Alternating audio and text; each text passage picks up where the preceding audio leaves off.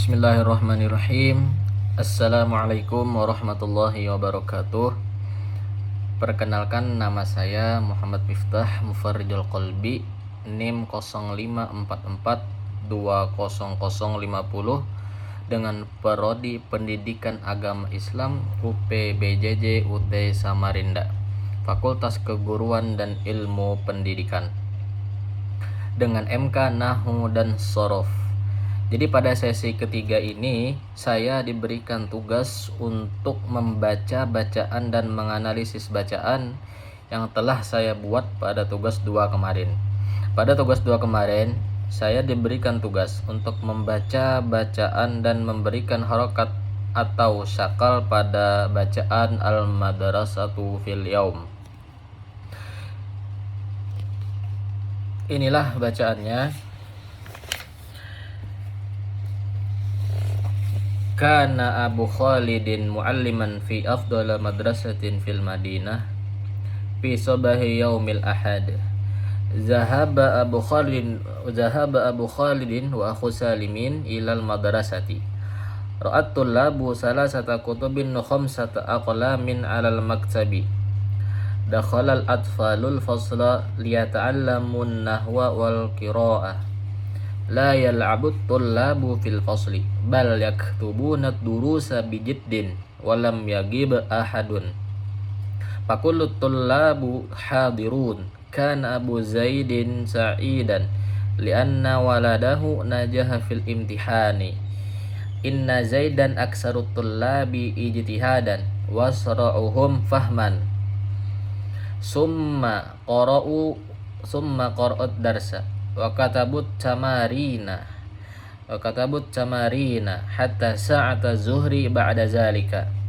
Kharajat tullabu minal fasli wa zahabu ilal baiti. Yang artinya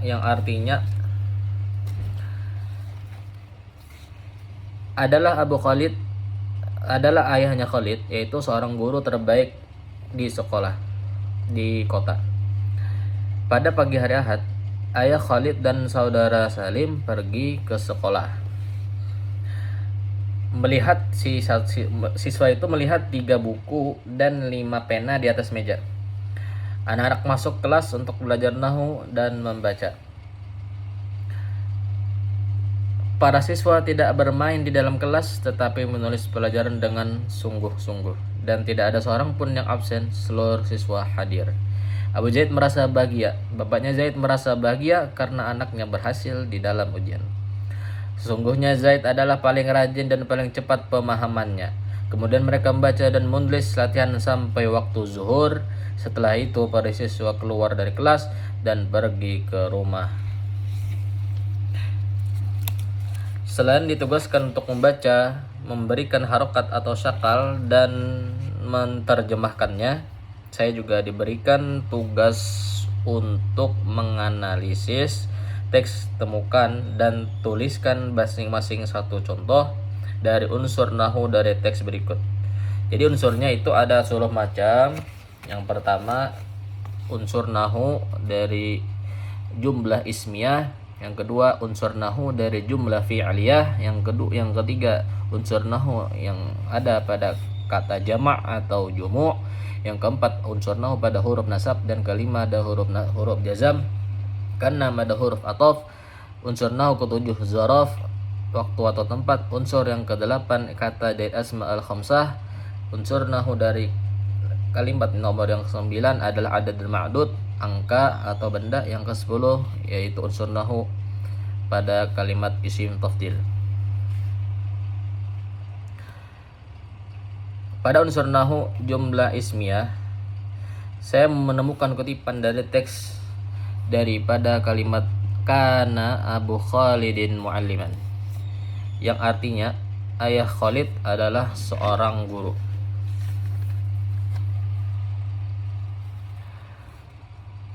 Pada unsur nahwu yang kedua, yaitu pada jumlah fi'liyah, saya ambil kutipannya kalimat dari teks ad-durusa at-tullabu al-atfalu, yang artinya para siswa, anak-anak dan pelajaran.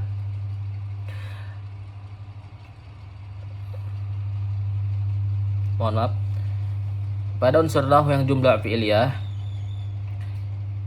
tadi pada kalimat zahaba Abu Khalidin wa akhu Salimin ilal madrasati, yang artinya ayah Khalid dan saudaranya pergi ke sekolah.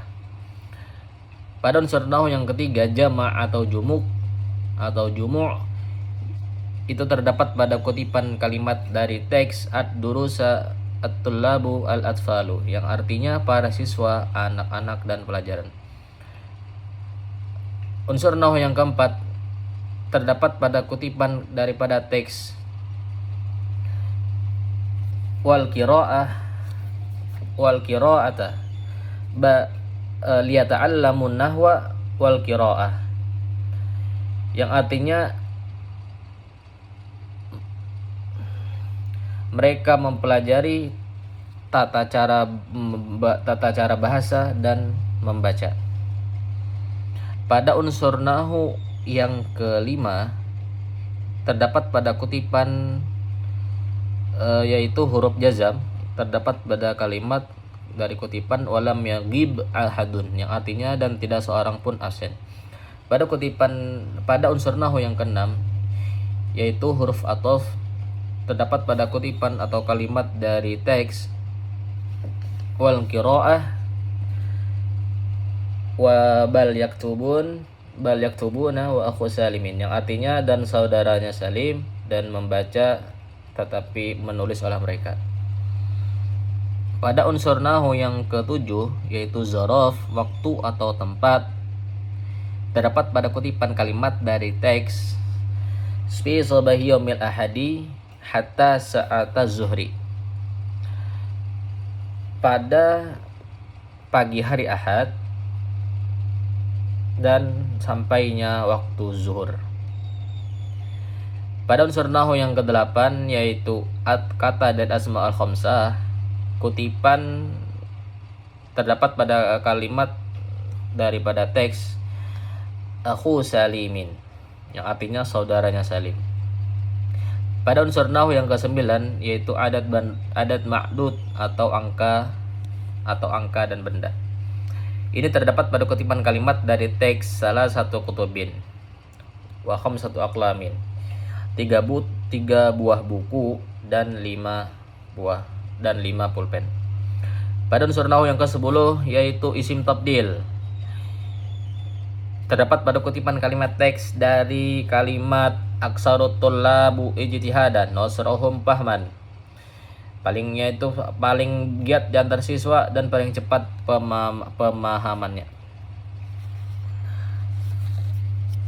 Selain itu, pada tugas 2 kemarin ditugaskan juga untuk membuat 5 buah kalimat Arab berdasarkan pedoman seperti pada kalimat jumlah ismiyah yang memuat daripada isim tafdil.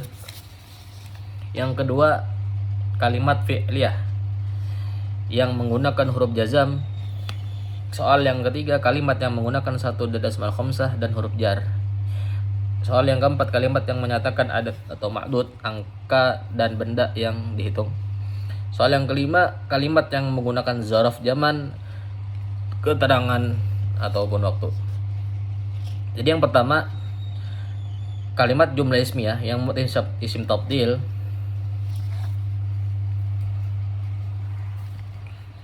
itu terdapat pada contoh at-tullabu ahmadu aksarun nasi nasatan, yang artinya para siswa Ahmad adalah orang yang paling rajin atau orang yang paling aktif.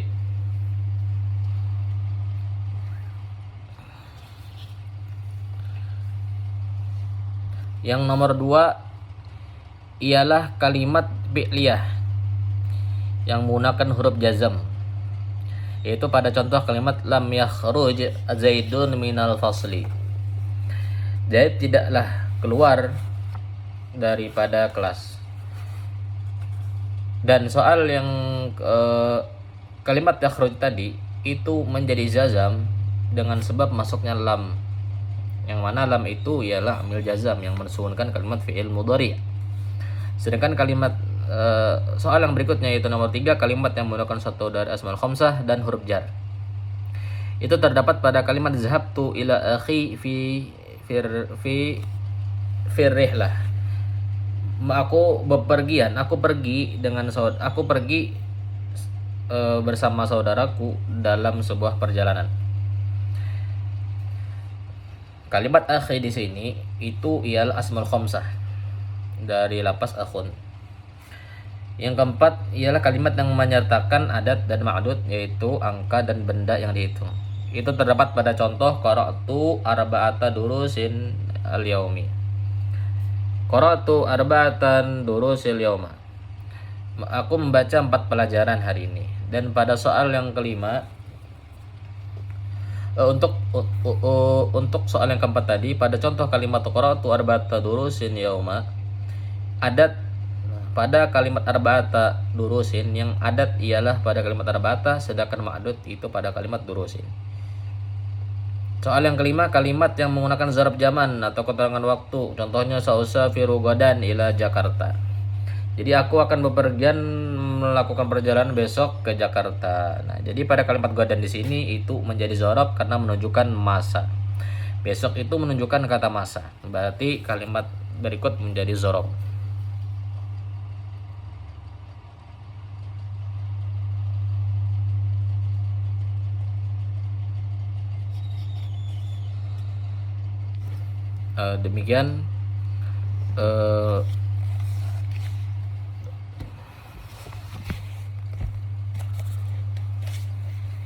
Demikian video yang dapat saya buat untuk memenuhi pada tugas 3 ini, yaitu menganalisis tugas 2 dengan video. Terima kasih dan mohon maaf apabila penjelasan saya tadi kurang bisa dimengerti. Terima kasih. Assalamualaikum warahmatullahi wabarakatuh.